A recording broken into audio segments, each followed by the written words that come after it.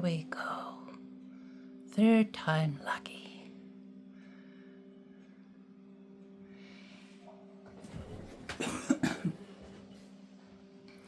This is the Tree Whisper Oracle, my favorite oracle of all. It has 4 tarot decks all of its own, and all of them look lovely. With the Tree Whisper Oracle, the Tree Whisper Oracle was made by the priestess of the Cailleach, Megs Black in Scotland, and its perfect consort, which only just arrived, is the Hush Tarot by Jeremy Hush, and it is perfect because it is as wild as the Tree Whisper Oracle. The Tree Whisper Oracle is my favorite oracle because I see so many things in the pictures. I've put these 2 cards together because they're the only 2 that have black backgrounds, the Page of Pentacles and the Fool.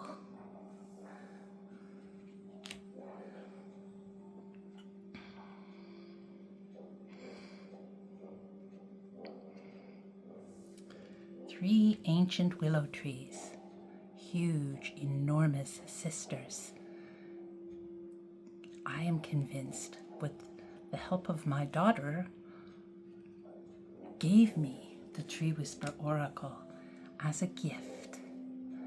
I had been complaining that my Kabbalah studies were, I love Kabbalah, I think it's a beautiful system, but I was a little distressed that it always seemed to me that, well, Lon Malu Ducat characterizes Malkuth, our world on the Tree of Life, as a dingleberry. And I object to this. I object to the, if there must be duality, and perhaps there must be, why is the feminine always the dark pillar, always the dark, when really, you know, it's mercy, Gevurah, and Hassad especially, I think should be reversed. But anyway, it is because I wanted a magic that was very elemental, very celebratory of the natural world, that the Tree Whisper Oracle came to live with me. The Megs Black is also a priestess of the Celtic tree calendar, which I find exhilarating as well. The wonderful thing about the Tree Whisper Oracle is all the stories it does tell, all the figures and faces and beings I see in these cards.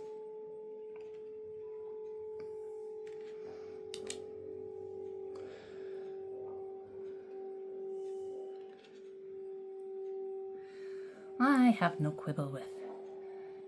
The stars are magical, of course they are, but so is the natural world, and the natural world is, of course, where we live.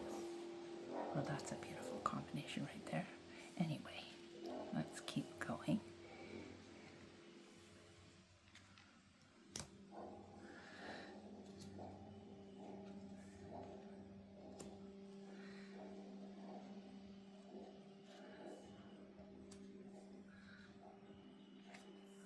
Oops.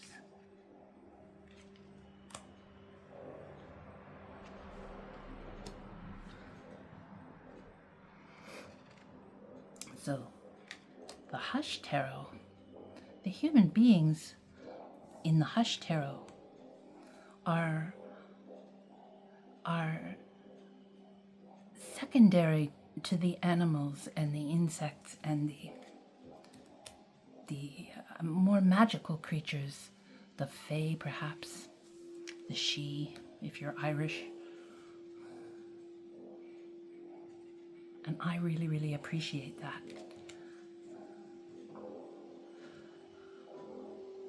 I love to study systems of magic.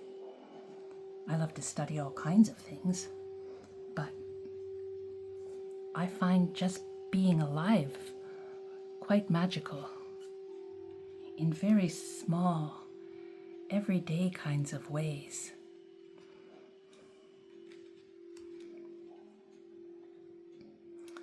I worked in a factory once, and one night, as I was taking things off the line, a dragonfly came and landed, and it just, for a moment, shattered the illusion of the factory and brought the reality of magic so powerfully, even there in that terrible place. And I find magic doesn't need magical systems very much at all. It communicates very effectively to those prepared to feel it more than control it. I'm not much of a one for exerting my will upon anything. I am content to dissolve into the magic whenever the opportunity presents itself. And fortunately for me, that happens quite regularly.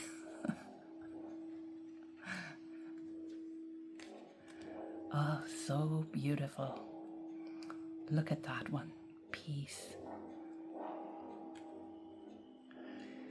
I'm still getting to know the Hush Tarot. Has a lot of idiosyncrasies. It is, I think it's more or less based on the Rider-Waite-Smith, but it does have many, many delightful idiosyncrasies that the Tree Whisper Oracle just chimes with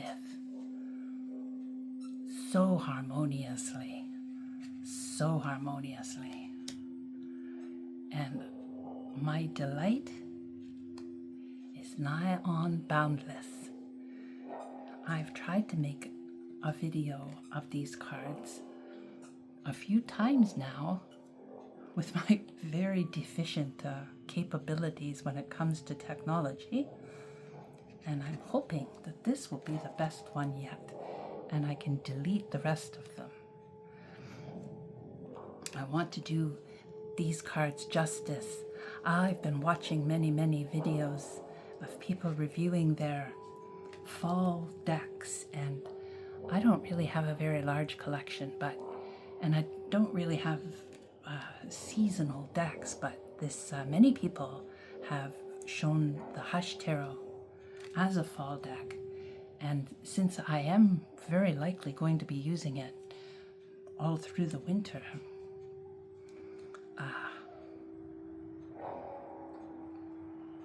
I guess I can say that it is a fall deck for me.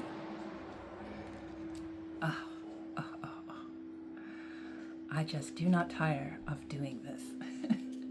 Just simply assembling the cards and letting them reveal their stories in all their beauty and mystery. And that is what I love about tarot. Tarot is like the voice of magic. It is the creative voice of magical people. And creativity is assuredly magic. Magic indeed. Doorway.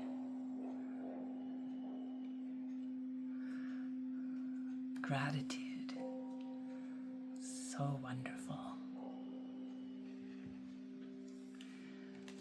So, these are the decks that I will primarily be working with, as I said, into the winter and they will aid me in my creative endeavors. I'm a visual artist. Oh, that is so beautiful. The Two of Cups. It's like mother and daughter. I like that very, very much. Truth. And the star. I find the star in this deck especially enigmatic. So, creative work with my daughter perhaps shall reveal to us a truth. I sure do hope so. Intuition. Ah.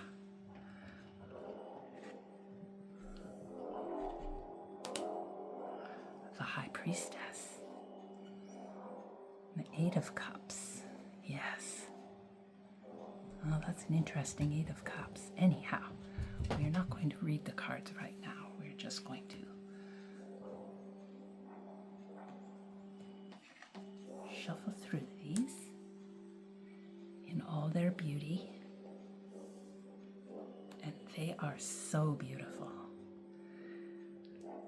So I am very grateful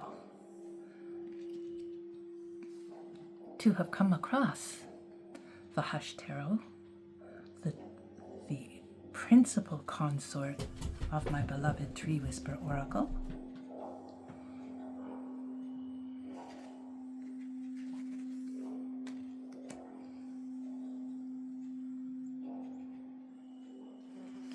And perhaps I shall show, I devised a spread, especially for reading tarot and oracles together.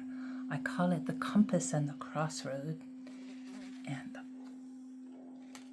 perhaps when my husband, Demon, next arrives, I will film that.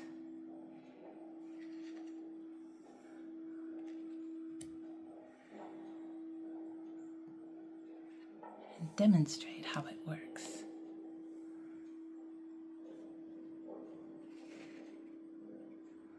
Well, I've got a few more here, so I will just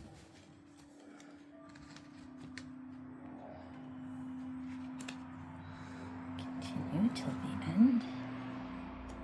Listen to the King of Pentacles and the Queen of Wands.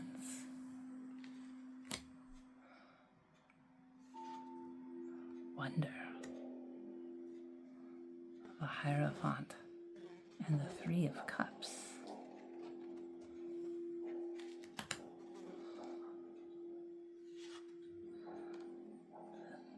Listen, wonder, beyond.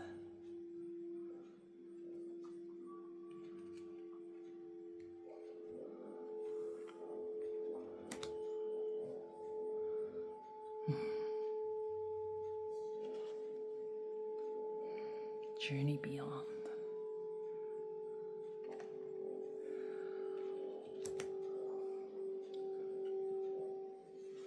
A wonderful way to lose yourself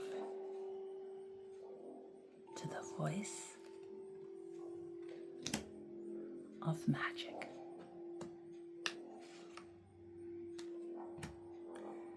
May we all find healing there.